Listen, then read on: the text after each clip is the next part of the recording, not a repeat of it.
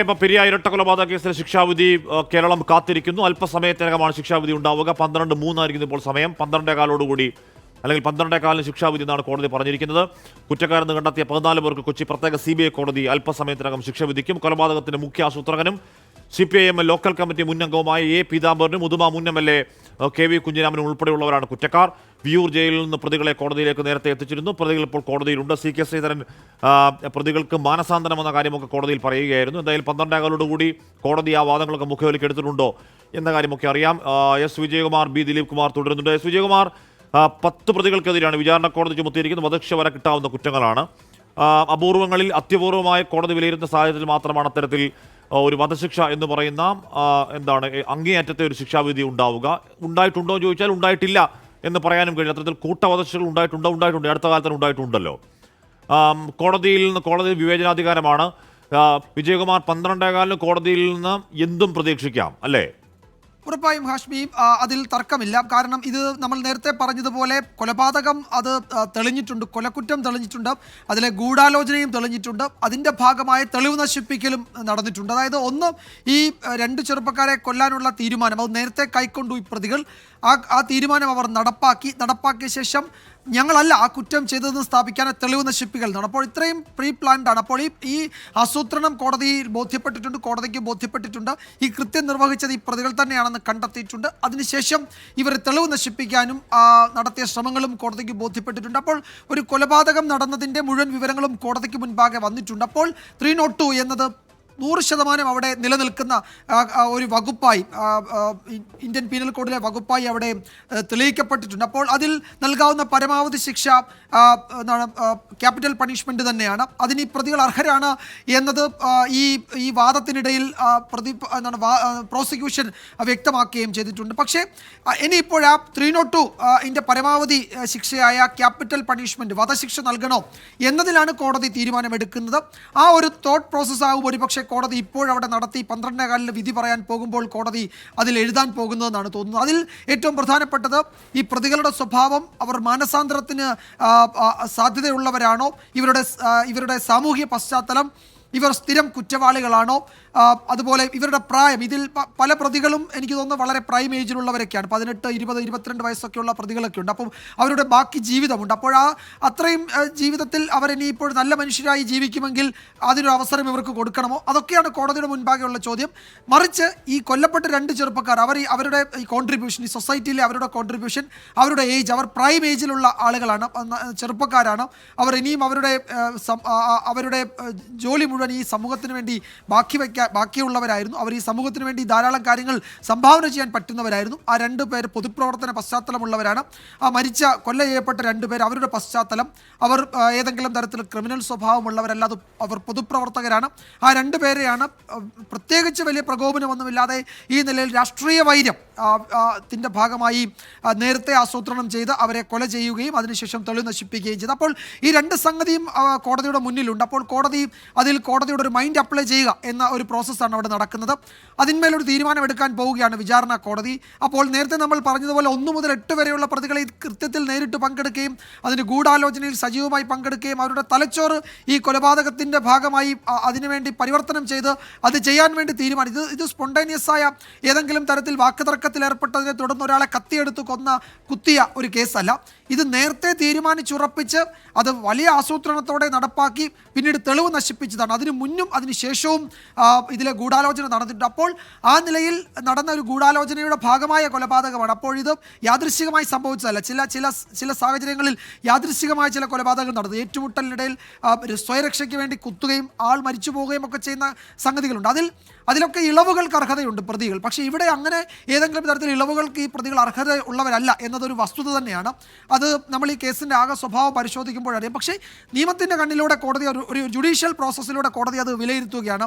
അതിന് ഈ പറയുന്ന നേരത്തെ നമ്മൾ പറഞ്ഞതുപോലെ പ്രായം, സാമൂഹ്യ പശ്ചാത്തലം, സ്ഥിരം കുറ്റവാളികളല്ല, അതൊക്കെ ഇതിലെ ഘടകങ്ങൾ തന്നെയാണ്. അപ്പോൾ അതെല്ലാം ചേർത്ത് വെച്ചിട്ടാണ് ഈ വിചാരണ കോടതി ഒരു തീരുമാനമെടുക്കാൻ പോകുന്നത്. അങ്ങനെ തീരുമാനമെടുക്കുമ്പോൾ കോടതി അനുവർത്തിക്കേണ്ടത് എന്തൊക്കെ എന്നതിൽ സുപ്രീം കോടതിയുടെ ഒരു ഗൈഡ് ലൈൻസ് തന്നെ വന്നിട്ടുണ്ട്. അത് കാലാകാലങ്ങളായി പല കേസുകളിലും ഒരു 10-12 സുപ്രീം കോടതിയുടെ 10-12 സുപ്രധാന കേസുകളുണ്ട്. ഈ കൊലപാതകം സംബന്ധിച്ചുള്ള കേസുകൾ, അത് നമ്മുടെ ലോ ജേണലുകളിലൊക്കെ വന്നിട്ടുള്ളൂ. അപ്പോൾ ആ 10-12 കേസുകളിൽ ഓരോ തവണയും കോടതി അതിൻ്റെ ഗൈഡ് ലൈൻസുകളിൽ കാലാനുസൃതമായ മാറ്റങ്ങളൊക്കെ വരുത്തിയിട്ടുണ്ട്. അപ്പോൾ 302 തെളിഞ്ഞാൽ ഉടനെ ഒരാളെ തൂക്കാൻ വിധിക്കണമോ, അതോ അയാൾക്ക് പരമാവധി ശിക്ഷ എന്നത് മറ്റേതെങ്കിലും സാഹചര്യത്തിൽ കൊടുക്കണമോ എന്നതിൽ ഒരു കോടതിക്ക് മുൻപാകെ ഒരു ഗൈഡ് ലൈൻസ് ഉണ്ട്. അത് കോടതിക്ക് ഇവിടെ പരിശോധനയ്ക്ക് വിധേയമാക്കി ഇതിൽ ഈ പ്രതികൾക്ക് അതിന് അർഹതയുണ്ടോ എന്ന് പരിശോധിക്കാം. അതല്ല, ഈ പ്രതികൾക്ക് അതിന് അർഹതയില്ലെങ്കിൽ അവർക്ക് പരമാവധി ശിക്ഷ തന്നെ കൊടുക്കാം. പക്ഷേ അത് കോടതിയുടെ ഒരു തീരുമാനം തന്നെയാണ്. നേരത്തെ ഞാൻ പറഞ്ഞതുപോലെ ഈ വധശിക്ഷ എന്ന സമ്പ്രദായത്തോട് വിയോജിപ്പുള്ള ജുഡീഷ്യൽ ഓഫീസർമാർ ധാരാളമുണ്ട്. അവർ പലപ്പോഴും വധശിക്ഷ കൊടുക്കാതിരിക്കുകയും പകരം 2-3 ജീവപര്യന്തമൊക്കെ ഒരുമിച്ച് കൊടുക്കുകയും പരോള് പോലും വേണ്ട എന്ന് ജഡ്ജ്മെൻറ്റ് എഴുതുകയും ഒക്കെ ചെയ്യുന്ന സന്ദർഭങ്ങളും സാഹചര്യങ്ങളും കേസുകളും നമ്മളുടെ മുന്നിലുണ്ട്. അപ്പോൾ അതൊക്കെ നമ്മൾ കാലാകാലങ്ങളായി കഴിഞ്ഞ ഒരു 10 വർഷത്തിൻ്റെ പരിശോധിച്ചാൽ അത്തരം കേസുകൾ നിരവധിയുണ്ട്. അപ്പോൾ എന്തും സംഭവിക്കാം. നേരത്തെ ഹാഷ്മി പറഞ്ഞതുപോലെ എന്തും സംഭവിക്കാം. അത് വിചാരണ കോടതി ജഡ്ജിൻ്റെ തീരുമാനം എന്നത് വരാനിരിക്കുന്നു മിനിറ്റുകൾക്കുള്ളിൽ. അത് ഇനി ഒരു 7 മിനിറ്റ് കൂടി കഴിഞ്ഞാൽ ആ ജഡ്ജ്മെൻറ്റ് വരും. അതിന് മുൻപുള്ള സാഹചര്യം പരിശോധിച്ചാൽ എന്തും സംഭവിക്കാവുന്ന ഒരു കേസാണ്.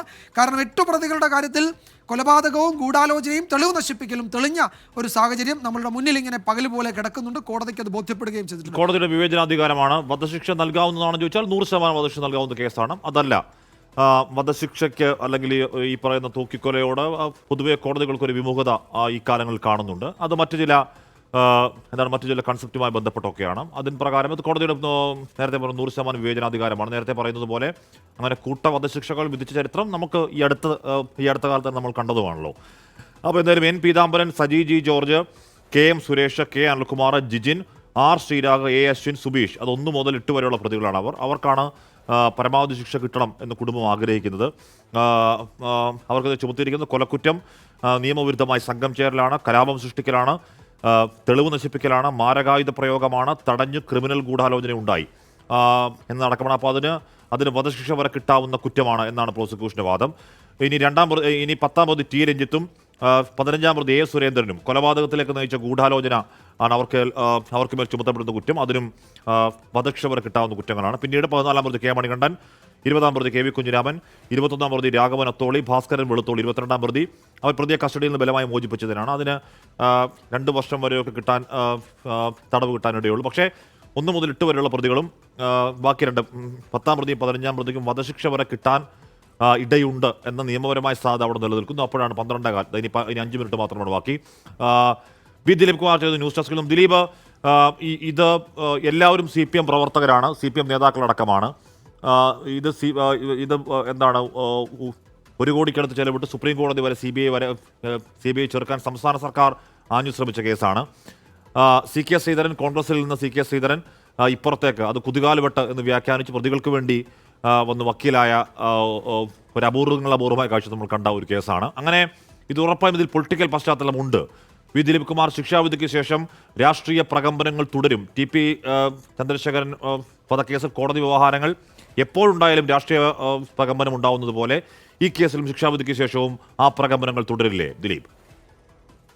ഹാഷ്മി, ഇതിന്റെ പ്രകമ്പനം തുടരും എന്ന കാര്യം വ്യക്തമാണ്. കാരണം നേരത്തെ തന്നെ CPIM നേതാവ് VP ജയരാജൻ പറഞ്ഞു കഴിഞ്ഞു, ഈ കേസിൽ CPIM നേതാക്കളെ ഉൾപ്പെടെ പ്രതിസ്ഥാനത്ത് പ്രതികളാണ് എന്ന് കോടതി കണ്ടെത്തിയതോടുകൂടി അപ്പീൽ നൽകും എന്ന കാര്യമാണ് CPIM നേതാക്കൾ വ്യക്തമാക്കിയിട്ടുള്ളത്. അതായത് ഈ കേസ് വീണ്ടും നിയമ പോരാട്ടത്തിലേക്ക് തന്നെ കടക്കും, അത് തുടരും എന്ന കാര്യമാണ് വ്യക്തമാക്കിയിട്ടുള്ളത്. അതോടൊപ്പം തന്നെ കുടുംബവും, കൊല്ലപ്പെട്ട കൃപേഷിൻ്റെയും ശരത് ലാലിൻ്റെയും കുടുംബവും ആ നിലയിലുള്ള പ്രതികരണം, ഈ 10 പ്രതികളെ വെറുതെ വിട്ടതിനെതിരെ മേൽക്കോടതിയെ സമീപിക്കുമെന്ന കാര്യം വ്യക്തമാക്കിയിട്ടുണ്ട്. അങ്ങനെ അതുമായി ബന്ധപ്പെട്ട നിയമ പോരാട്ടം തുടരും. CPIMനെ സംബന്ധിച്ച് വലിയ പ്രഹരമാണ് CPIM നേതാക്കളെ ഈ കേസിൽ പ്രതികളാണ് എന്ന് കണ്ടെത്തിയത്.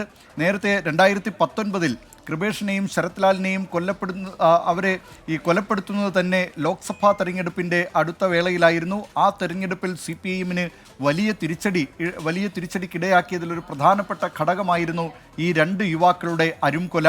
അത് CPIMനെ വല്ലാതെ വേട്ടയാടിയതിനു ശേഷമാണ് പിന്നീട് CBI അന്വേഷണത്തിലേക്ക് പോയത്. നേരത്തെ ക്രൈംബ്രാഞ്ച് അന്വേഷണം നടത്തിയപ്പോൾ ഒന്നാം പ്രതി പീതാംബരൻ മാത്രമാണ് ഒരു അറിയപ്പെടുന്ന CPIM നേതാവ് എന്ന നിലയിൽ ആ പ്രതിപട്ടികയിൽ ഉണ്ടായിരുന്നത്. എന്നാൽ ഈ ക്രൈംബ്രാഞ്ച് അന്വേഷണം തൃപ്തികരമല്ല എന്ന് കുടുംബം, കൃപേഷിൻ്റെയും ശരത് ലാലിൻ്റെയും കുടുംബം ചൂണ്ടിക്കാട്ടുകയും ഹൈക്കോടതിയെ സമീപിക്കുകയും ചെയ്തിരുന്നു. സിംഗിൾ ബെഞ്ച് ഈ ക്രൈംബ്രാഞ്ച് ക്രൈംബ്രാഞ്ച് സമർപ്പിച്ച കുറ്റപത്രം അത് റദ്ദാക്കുകയാണ് ചെയ്തത്. ഡിവിഷൻ ബെഞ്ചിൽ പിന്നീട് സർക്കാർ തന്നെ CBI അന്വേഷണത്തിനെതിരെ കോടതിയെ സമീപിച്ചു, അപ്പീലുമായി സമീപിച്ചു. പക്ഷേ ഹൈക്കോടതിയുടെ ഡിവിഷൻ ബെഞ്ചും CBI അന്വേഷണം ശരിവെക്കുകയാണ് ചെയ്തത്. അതേസമയം തന്നെ കുറ്റപത്രം പുനഃസ്ഥാപിക്കുകയും ചെയ്തിരുന്നു ഡിവിഷൻ ബെഞ്ച്. സുപ്രീം കോടതിയെ സമീപിച്ചപ്പോഴും സംസ്ഥാന സർക്കാരിന് തിരിച്ചടിയാണ് ഉണ്ടായത്. ഇനിയിപ്പോൾ അരിയിൽ ഷുക്കൂർ വധക്കേസുമായി ബന്ധപ്പെട്ട വിചാരണാ നടപടികൾ ആരംഭിക്കാനിരിക്കുകയാണ്. CPM നേതാവ് P ജയരാജൻ ഉൾപ്പെടെയുള്ളവരാണ് ഈ കേസിലെ പ്രതികൾ. അതിന് തൊട്ടു മുമ്പാണ് ഇപ്പോൾ ഈ കൃപേഷ് ശരത് ലാൽ വധക്കേസിൽ CPIM നേതാക്കൾ പ്രതിസ്ഥാനത്തുള്ള ആ കേസിൽ വിധി വരാൻ പോകുന്നത്. അല്പസമയത്തിനകം എറണാകുളത്തെ CBI കോടതി ഈ കേസിൽ വിധി പറയും. എന്താണ് കോടതി പറയാനിരിക്കുന്നത് എന്ന് കാത്തിരിക്കുകയാണ് കേരളം. ആകാംക്ഷാപൂർവ്വം കേരളം കാത്തിരിക്കുന്നു ആ ശിക്ഷാവിധിക്കായി. 12:13 ആവുന്നു. ഇനി 2 മിനിറ്റുകൾ മാത്രമാണ് ബാക്കി. 12:15 തന്നെ ശിക്ഷാവിധി പ്രഖ്യാപനം ഉണ്ടാകും. അതിൽ ബാക്കി പ്രൊസീജിയർ ഒക്കെ പൂർത്തിയായി കഴിഞ്ഞിരിക്കുന്നു. രാവിലെ പ്രതികളുടെ ഭാഗം ഒരിക്കൽ കൂടി കേട്ടു കോടതി. അത് പ്രൊസീജിയറാണ്. പ്രൊസീജിയർ എന്ന് പറയുമ്പോൾ ശിക്ഷാവിധിക്ക് മുൻപ് കഴിഞ്ഞ ദിവസം പ്രതികളുടെ വാദങ്ങളൊക്കെ വളരെ വിശദമായി തന്നെ കോടതി കേട്ടതാണ്. ഈ പറയുന്ന പ്രായമായ അമ്മമാരുടെ കാര്യവും മക്കളുടെ കാര്യവും വീട്ടിൽ മറ്റ് ആശ്രയങ്ങളില്ല തുടങ്ങിയ ഇത്തരം കേസുകളിലെ പ്രതികൾ പതിവായി പറയുന്ന കാരണങ്ങൾ എല്ലാവരുടെയും കാരണങ്ങളാവാം, ശരിയാവാം ഒരുപക്ഷെ അതൊക്കെയും. അപ്പോൾ ആ കാരണങ്ങളൊക്കെ കോടതിയിൽ അവർ പറയുന്നത് കേട്ടു. അതിനുശേഷം കോടതിയോട് വീണ്ടും ചില കാര്യങ്ങൾ പറയണമെന്ന് പ്രതികൾ പറഞ്ഞതിന് പ്രകാരമാണ് ശിക്ഷാവിധിക്കുന്നതിൻ്റെ അന്ന് രാവിലെ വീണ്ടും ആ പ്രതികളെ ഒരിക്കൽ കൂടി കോടതി കേട്ടത്. അപ്പോൾ അതും കേട്ടു. അപ്പോൾ പ്രതികൾക്ക് പറയാനുള്ള അവസാന വാക്കുകളും കോടതി കേട്ടിരിക്കും. അതിനുശേഷമാണ് നേരത്തെ പ്രതികളെ കോടതിയിലേക്ക് എത്തിക്കുന്ന ദൃശ്യങ്ങൾ പ്രേക്ഷകർ ഒന്നുകൂടി കാണുന്നത്. അപ്പോൾ അതും കേട്ടു. ആ പ്രൊസീജിയർ പൂർത്തിയാക്കി. അപ്പോൾ അങ്ങനെ കോടതിയിൽ പ്രതികൾക്ക് പിന്നെയും പറയാനുണ്ടെന്ന് കേട്ടാൽ അത് കേൾക്കുക എന്നുള്ളതാണ് പ്രൊസീജിയർ. നേരത്തെ ശ്രീകാന്ത് പറയുകയും ചെയ്തിരുന്നു. അപ്പോൾ അങ്ങനെ പ്രതികൾക്ക് പറയാനുള്ള അവസാനത്തെ വാക്കുകളും കേട്ടു. അപ്പോൾ അതിൽ പ്രതികളുടെ അഭിഭാഷകർ പറഞ്ഞത് ഇവർ മാനസാന്തരം വന്നവരാണ്, അതുകൊണ്ട് പരമാവധി ശിക്ഷ കുറച്ചു കൊടുക്കണം, അവർക്ക് മിനിമം ശിക്ഷയെ നൽകാവുള്ളൂ. ഇപ്പോൾ പരമാവധി വധശിക്ഷയിലേക്ക് എത്താതിരിക്കാനുള്ള എന്തൊക്കെ കാര്യങ്ങൾ വാദിക്കാമോ കോടതിയിൽ അതൊക്കെ നിയമപരമായി വാദിക്കാമോ ആ കാര്യങ്ങളൊക്കെ നിയമപരമായി തന്നെ വാദിക്കുകയായിരുന്നു കോടതിയിലെ പ്രതികൾ. അതിനുശേഷമാണ് 12:15 ശിക്ഷാവിധി പ്രഖ്യാപനത്തിലേക്ക് കാര്യങ്ങൾ പോകുന്നത്. അല്പസമയത്തിനകം കേസ് ഉടനെ എടുക്കും എന്നാണ് അറിയാൻ കഴിയുന്നത്. ശിക്ഷാവിധിയിന്മേൽ വാദം പൂർത്തിയായി. ഇതിലുള്ള ആകാംക്ഷ ഈ 1 മുതൽ 8 വരെയുള്ള പ്രതികൾക്ക് വധശിക്ഷ വരെ നൽകാൻ കഴിയാവുന്ന, പരമാവധി ശിക്ഷ നൽകാൻ കഴിയാവുന്ന വകുപ്പുകളാണ് അല്ലെങ്കിൽ കുറ്റങ്ങളാണ് അവർക്കെതിരെ ചുമത്തപ്പെട്ടിരിക്കുന്നത്. അത് ശരിയാണ് എന്ന് കോടതി കണ്ടെത്തിയിരിക്കുന്നത്. അപ്പോൾ വധശിക്ഷ ഉണ്ടാകുമോ എന്ന കാര്യം ആകാംക്ഷയോടെ അവിടെ കല്യോട്ട് കൃപേഷിൻ്റെയും ശരത് ലാലിൻ്റെയും അച്ഛന്മാർ, അമ്മമാർ, അവിടെ കോൺഗ്രസ് നേതാക്കൾ രാജ്മോഹൻ ഉണ്ണിത്താൻ, ഡീൻ കുര്യാക്കോസ് MP അടക്കമുള്ളവർ വളരെ ആകാംക്ഷാപൂർവ്വം അവിടെ ഇരിക്കുകയാണ്. നേരത്തെ അവർ കുടുംബം അച്ഛൻ പറഞ്ഞത് പ്രാർത്ഥനാപൂർവ്വം കാത്തിരിക്കുന്നു എന്നുള്ളതാണ്. അവർ ഫോണിൽ വാർത്ത കണ്ടുകൊണ്ടേയിരിക്കുകയാണ്. എന്താണ് ആ ശിക്ഷാവിധി പ്രഖ്യാപനം എന്നുള്ളത് ആകാംക്ഷയോടുകൂടി തന്നെ കാത്തിരിക്കുന്നു. വധശിക്ഷ കിട്ടുമെന്നുള്ളത് തന്നെയാണ് അവരുടെ പ്രതീക്ഷ. ഡീൻ കുര്യാക്കോസ് ആ സമയത്ത് യൂത്ത് കോൺഗ്രസിൻ്റെ പ്രസിഡന്റ്, ആ സമയത്ത് ഓർമ്മയുണ്ട്, ഡീൻ കുര്യാക്കോസ് ഹർത്താൽ പ്രഖ്യാപിക്കുന്നതിനെതിരെ ഡീനെതിരെ അടക്കമുണ്ടായ ഒരുപാട് കേസുകളൊക്കെ ആ ദിവസത്തെ ആ കാലത്തെ വലിയ വാർത്തകളിലൊന്നായിരുന്നു. എന്തായാലും ഡീൻ കുര്യാക്കോസ് MP അടക്കമുള്ള അവിടെയുണ്ട്. കേസ് അല്പസമയത്തിനകം എടുക്കാൻ 1 മുതൽ 8 വരെയുള്ള പ്രതികൾക്ക് വധശിക്ഷ, ബാക്കി 2 പ്രതികൾക്കും വധശിക്ഷ. ഗൂഢാലോചന, കൊലപാതകത്തിലേക്ക് നയിച്ച ഗൂഢാലോചന എന്ന് പറയുമ്പോൾ അത് വധശിക്ഷയ്ക്ക് അർഹമായ കുറ്റം തന്നെയാണ്. പരമാവധി ശിക്ഷ കിട്ടുമോ എന്നത് ആകാംക്ഷയാണ്. പക്ഷേ പരമാവധി ശിക്ഷയിലേക്ക് എത്തുമോ അതോ ജീവപര്യന്തം പോലെയുള്ള രാഹുൽ മാങ്കൂട്ടത്തിൽ വിധി കേൾക്കാൻ കോടതിയിലേക്ക് എത്തും എന്നൊരു വാർത്ത കൂടി ഇപ്പോൾ വരുന്നുണ്ട്. കേസ് അല്പസമയത്തിനകം എടുക്കാൻ പോകുന്നു. ഇനി മറ്റ് പ്രൊസീജിയേഴ്സ് ഒന്നും ബാക്കിയില്ല. കോടതിയിൽ ശ്രീകാന്ത് അല്പസമയത്തിനകം ചേരുമെന്ന് പ്രതീക്ഷിക്കാം.